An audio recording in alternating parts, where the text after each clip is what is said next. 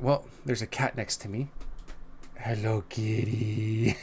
What? I'm American? And I can tell you all about America, the places in it, what it has, what it doesn't have, the dangers, the joys. I can do anything I want because I am that thing. So I can say anything about that thing that I want to say. Is that confusing? Yes. But today, we're starting into a series of American videos. Yep, that's me today, the American, John the American, telling you about America. See, I figured we could start with geography because that's pretty much everyone's favorite subject, geography. I really wanted to just give you guys a good idea of what you're getting into if you travel to America, if you live in America, if you want to look around America, or if you're just generally interested in what America has to offer. So we're going to get into the geography or some of the regions of the US because the US has a lot. And if you're living there, if you're traveling there, if you just want to learn about it, if you're interested in it at all, a lot of the regions of the US have their own special nicknames, their own special like sort of culture, ideas, even language sometimes. The US is a big place. And so today we're going to go into some of those places. Well, actually we're going into one place, but 3 different nicknames on that one place. You look at the US, right in the middle from the Dakotas, North and South Dakota, all the way down to pretty much the Texas area is what I'm going to be talking about today. It seems like kind of a small area on the map, but it's actually hours and hours and hours big if you are driving, and it's even hours if you're flying. US is big. That area is what we're going to be focusing on today. It's going to be kind of generally that area. The first one we're going to do, it's the great big old tornado. Tornadoes are very frequent in the US, but not everywhere. You see, tornadoes need some specific sort of circumstances in order to form correctly. They need a way for cold and hot air to mix.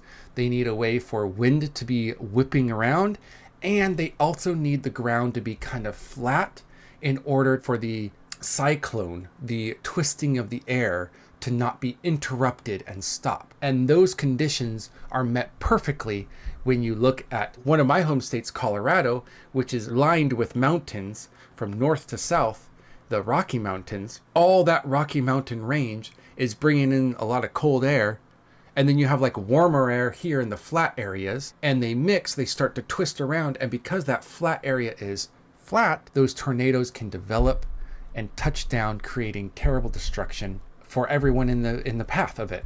Because of that, the nickname that we give this is Tornado Alley, because it forms the most tornadoes in America. And if you live there, having tornado shelters in your own house, knowing how to react with tornadoes, knowing how they form, seeing the clouds and being able to see that there's a tornado coming, knowing how to avoid them, et cetera, et cetera, et cetera, is all part of, I guess, everyday life. It's like ingrained in you since birth because it's Tornado Alley. That's just nickname number 1. Now, number 2, well, this nickname is a little controversial because it's not super fair to the people in those states, but at the same time, statistically, it's true. Those states from the Dakotas all the way down to the top of Texas, they're not visited as much by any tourist, local or international. So those places tend to be ignored when it comes to vacationers. And since America's big, people often fly to get from their destination, from where they're embarking from to where they're disembarking. But the unfortunate part statistically is those middle states don't get that air traffic so much. There's not a lot of reasons to go visit those states for tourists. Now, there's a lot of reasons, like other reasons, that we'll actually kind of get into with our next nickname, but tourism's not one of them. These states are often called flyover states because you fly over them to get to the next destination. And so we've kind of nicknamed a lot of those states that have the least amount of tourist traffic as flyover states. After reading a lot of things online, some people there are like, good, we don't want tourists. Like, we like the peace. That's why we're here, is because there's no one here. And other people are like, that's a little bit offensive. Maybe you shouldn't use it.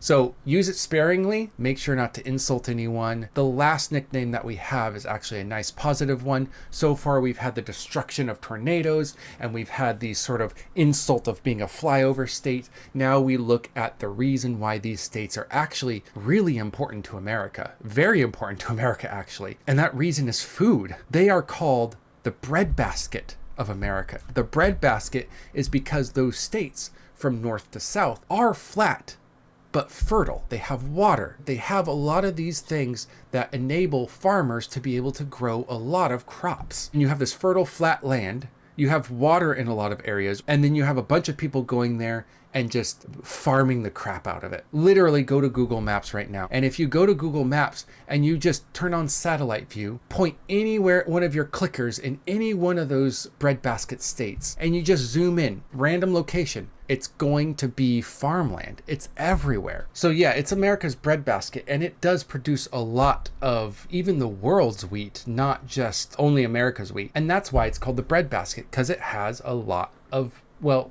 not quite bread, a lot of food. Just think of bread as food here. Those are 3 different nicknames that you have for this central region of the US. One, Tornado Alley. Watch out for them. They're amazing to see, like in the way of being awed by them. Something that you look at, you're like, wow, I'm so small and this is so powerful. But they're highly dangerous and deadly. Second, of course, is the flyover states. There's not a lot of tourists in those states, and so a lot of people just fly over, ignoring them completely. And the third one, of course, is the most positive, the breadbasket of America. It's where we get so much food from. Without these states, America would not have as much food as it does. America wouldn't be able to survive the way it does. It wouldn't be able to make money the way it does, because we do export a lot of that food that we make in the breadbasket to other countries. Even though these states are kind of ignored by tourists, they are super important. So let's go ahead and give a round of applause to these states for doing what they can do best. We'll be back with more of these sort of America's geography, kind of the nicknames that we have given them, why they have those nicknames, maybe why they don't have any nicknames, and things like that in more installments in the future. Hopefully you learned something about my home country and you learned something about English as well. I would love it if you could learn both. I would also love it if you could give this video a like. You can comment whatever you would like, just, asking me more questions, giving me more ideas if you want, or if you have any questions about English, America in general, post them down below. I will respond as soon as possible. And also make sure to subscribe, because it really does help out. I'm here to teach English, and although I love doing it, that subscription really gives me that sort of emotional boost to keep me going. It's called affirmation, and I need it as a person. We'll see you guys next time. This has been English with John and America with John. Bye.